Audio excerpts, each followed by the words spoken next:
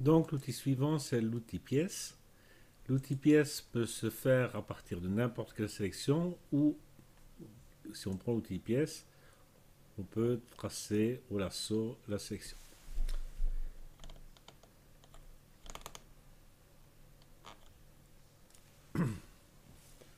Donc une fois qu'on a enfin, la personne, l'objet, tout ce qu'on veut de sélectionner, il suffit de le prendre et de le déplacer dans la région où on veut. Pas oublier quand on fait ça, comme je l'ai fait ici, qu'il faut aussi peut-être enlever le reflet. Voilà. Donc, ça donne des très bons résultats. En option, on a quoi? Ben, on a toujours, vu qu'on est dans une pseudo-sélection, on a nouvelle sélection, ajouter, soustraire, intersection. Le rapiécé peut être soit être normal ou contenu pris en compte. Si on prend normal, l'outil pièce ne peut s'utiliser que sur le calque. Si on prend le contenu pris en compte, on peut créer un calque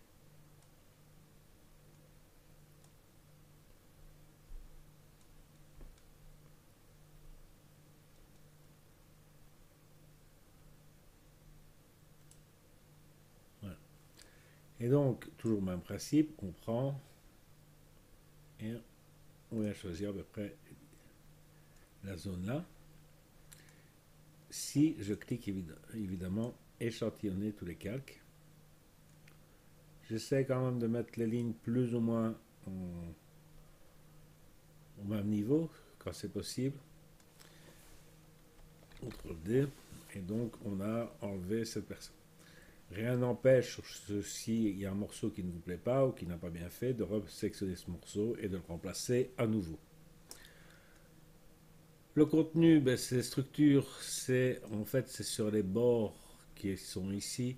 Moi, je dirais souvent, je mets 4-5 et ça, c'est la tolérance des couleurs tout autour. Donc, on peut augmenter ou pas le flou. Je suis toujours souvent vers les 5 également. Donc, ça, c'est pour contenu pris en compte. Échantillonner tous les calques, vous avez vu l'erreur tout à l'heure. Et si je reprends normal, là, contrairement à tout à l'heure, si je fais ça, je peux définir que c'est la destination.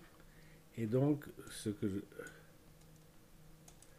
Elle est vite, donc je dois me positionner sur celle-là. Donc, et on prend par exemple ça. Et ça, c'est la destination. D'accord. Voilà. Et donc, ça, c'est la destination. Donc, soit c'est la source, ou soit c'est la destination.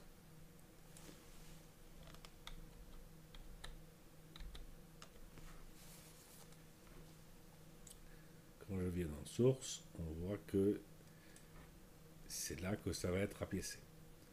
Donc, quand c'est pas bon, on revient à cette reset et on essaye d'aligner quand même les bords plus ou moins pour qu'on ait une continuité.